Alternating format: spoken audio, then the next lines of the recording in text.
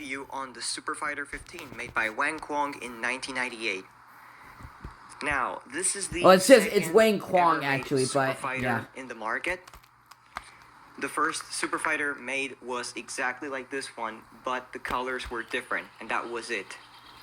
This one has all of the identical features of that one, which is, again, it's only 2 years older, so it is practically considered as the first Super Fighter ever.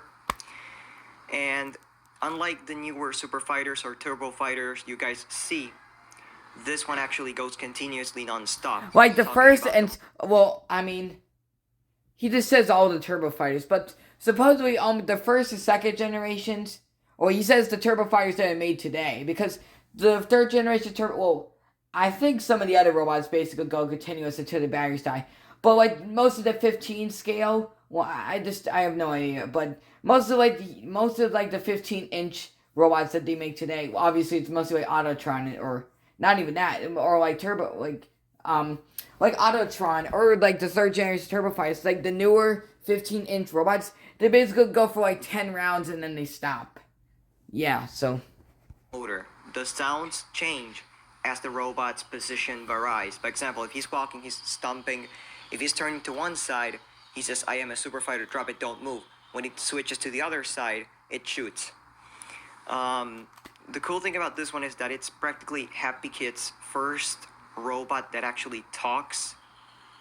Because before these, the only like I said, all they would just do is like Morse, like rat-a-tat-tat, or like beep, like just beeps and boops or whatever. Were the top robot, the robotic rangers that were, those tiny spinning robots. And then they also made the ones that walk and make a little shooting sound when they raise one of the arms. Which, again, the future cop, or like the future robot cop thing. Were the revolution, what started pretty much the Turbo Fighters. As I've said before, this is the Super Fighter 15, which was a special edition, we can call it, where the chest,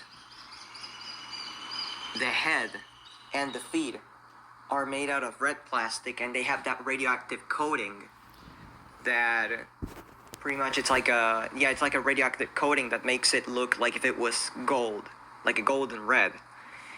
And then of course we have the ankles and the pretty much all of the armor, including the try me button part, which this part in other models, it actually does hold a try me button. As you guys can see, the circle pattern, they are made out of a pink chrome, which is a very neat and very unique detail of this robot. Now they made many variants of it throughout the time. The first ones were in 1996, and they mainly had black and red, or black. Oh, sorry, I'm not saying much. It's just that I haven't seen this video in a while, and obviously, yeah. And the first two models were this one, which was called Mar the Terrible, and then Randy the Defender was the other one. According Randy to the story that the two whatever. very first ones had, Mar the Terrible was being programmed, and suddenly a computer virus went into its program and made it evil. So pretty much what we got here is the evil robot out of both Super Fighters. The other one was programmed properly and everything, so the other one's like the good guy, this is like the bad guy, so pretty much, I'm not sure about it, I think so, but when they remade them in 1998, they kind of erased those things away, so pretty much... Like, they erased the whole, like, origin story of, like, they kind of erased the whole character, or, like, the whole thing about... Like, I mean, there's not really like a story. Like, also, like, the King Titan has, like, a whole story thing that plays out, thing. Like, I am King Titan, the invincible robot warrior, and then, it walks, and, it has an entire story, which, I mean, kind of the other robots do, but I don't know what I'm saying, but, like, it has a whole entire story that plays out. Obviously, because it is a collector's edition, and obviously Happy Kid wanted to make it a special robot, so they wanted to make it the best one possible. And basically, it's just like it's basically just a robot sergeant, but with, it's electroplated, as they call it. It's kind of like that, but it's all like silver chrome.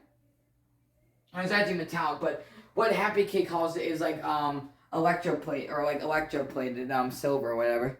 But this one actually had a story with it.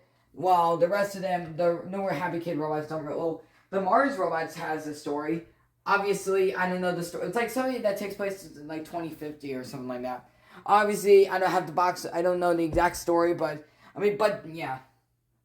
But I think like most of the majority... Like probably all of the Mars have that story, but mostly from what I've heard, it's the well, I think now they have a story too. I have no idea. I'm just trying to sound smart, but I'm just trying to sound smart so you guys like me. But this is probably the worst video ever. But wait, no, because I don't even think the wait. Let's check. Hold on. I have the Mars converters box. So let's check.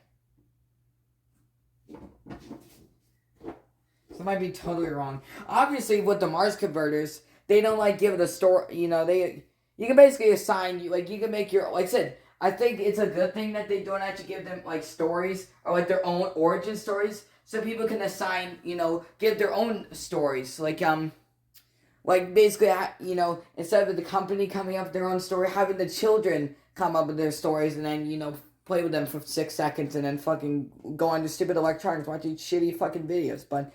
But the Mars Converters has the little things that they've been doing recently. Well, they've done it from the very beginning, but they do speed, power, skill, defense, intelligence. Like they do like little boxes or like little things. I have no idea what to call them, but it's a little thing where basically it shows all of its advantages or stats. That's what it's stats. So yeah.